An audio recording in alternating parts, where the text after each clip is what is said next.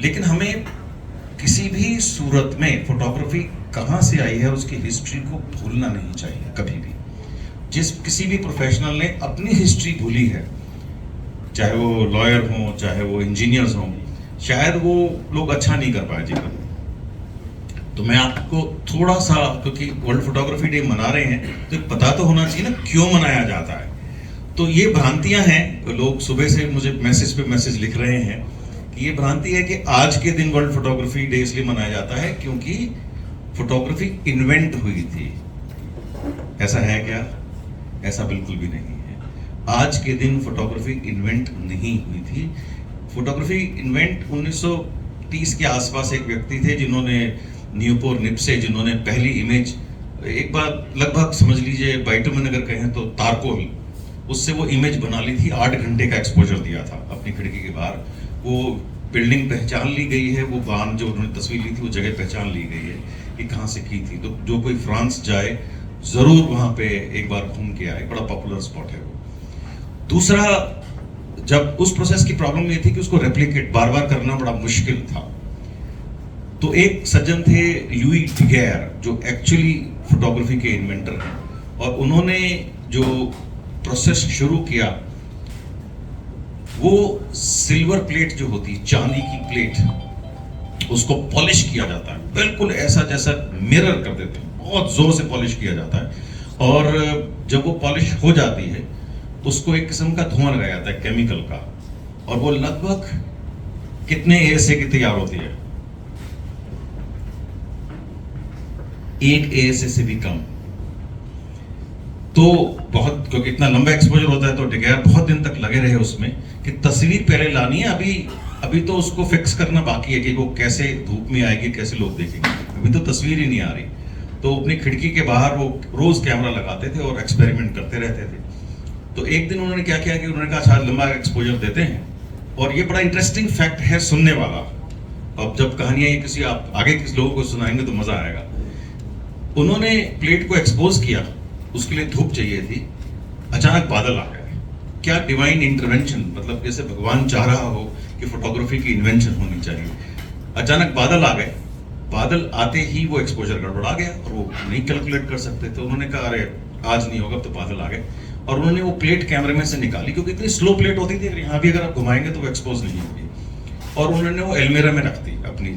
और अगले दिन ये कहा कि इसमें दोबारा लाइट सेंसिटिविटी, वो धुआं लगाने की जरूरत नहीं केमिकल का, क्योंकि ये तो ऑलरेडी सेंसिटिव है।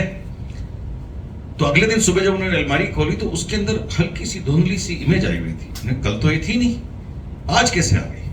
अब वहां से वो रिसर्च शुरू हुई कि ये पिक्चर, ये जो प्लेट में आई, ये डेवलप कैसे हो गई, क्योंकि डेवलपिंग तो सेकंड स्टेज है। और इससे फिर रिसर्च शुरू हुई, बहुत सोचा, तो उनको ये लगा कि उनकी नीचे वाली शेल्फ में, जैसे अलमारी में शेल्फ होती हैं तो ऊपर उन्होंने प्लेट रखी थी, नीचे वाली शेल्फ में एक थर्मामीटर टूट गया था, और उसका जो पारा मरकरी होता है वो बाहर निकल गया था, और उस मरकरी की जो फ्यूम्स निकली रात भर, मरकरी फ्यूम्स छोड़ता है अपनी, जो धुआं निकला उससे वो प्लेट डेवलप हो गई। तो फोटोग्राफी हमको जो मिली है ये बाय डिवाइन इंटरवेंशन मिली है, कि कोई चाह रहा था कि फोटोग्राफी की, ना वो बादल आता, ना तो वो प्लेट ऐसे रखते हो, ना थर्मामीटर टूटता।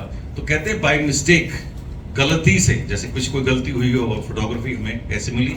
फाइनली ये प्रोसेस उन्होंने मास्टर किया, और इसको मास्टर करने में जो पुराने लोग हैं वो मुझे बताएंगे कि डेवलप तो हो गई, अब क्या होगा? कौन बोला? कोई बोला था बड़ा अच्छा, फिक्सिंग। किसने बोला था? हाथ खड़ा करें। क्या शाबाश, क्या बात है। सो अब इस प्लेट को फिक्स कैसे करें, ये लोगों के सामने परमानेंटली इतने सालों तक रह जाए, ऐसा कैसे करें? सो एक केमिकल है, इसको फिक्सर एज ए केमिकल बोलते हैं, लेकिन उसका केमिकल नेम है सोडियम थायोसल्फाइड।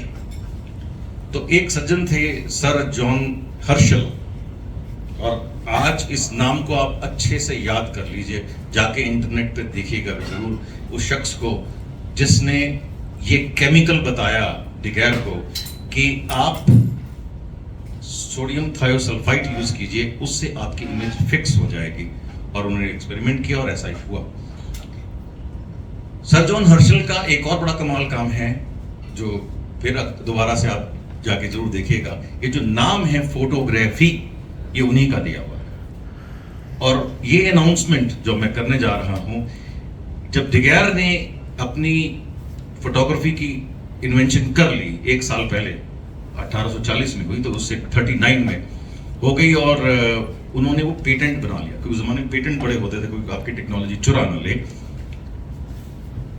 तो फ्रेंच गवर्नमेंट ने वो पेटेंट खरीद लिया डिगैर से, कहा साहब आप हमें बेच दीजिए इसको। वो जमाने में मेरे ख्याल से फिगर मेरे पास कहीं लिखी हुई है, काफी अच्छे पैसे उनको मिले डिगैर को, और लुई डिगैर ने अपने पैसे लिए और वो पेटेंट फ्रेंच गवर्नमेंट को दे दिया। और यहाँ पर मैं चाहूंगा आपकी ताली कि फ्रेंच गवर्नमेंट ने आज के दिन अनाउंसमेंट किया कि we are giving photography free to the world, this is a gift to you. तो आपको फोटोग्राफी जो मिली है ये तोहफे के तौर पर फ्रेंच गवर्नमेंट ने दिया आपको।